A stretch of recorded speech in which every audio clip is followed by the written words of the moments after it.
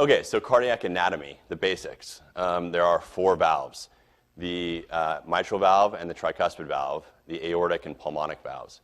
And you'll notice that those are paired up together, and they're paired up because they really are sort of the right and left counterparts of one another. So both of those paired valves are going to be open at the same time.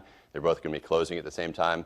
And generally, pathology involving one of them is going to give you a similar sound, similar type murmur for both of them. So we're going to pair those up together.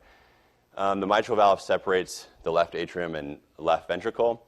The tricuspid valve separates the right atrium and right ventricle. The aortic valve separates the LV and aorta. And finally, the pulmonic valve separates the RV and pulmonary artery. So the foundations are really important.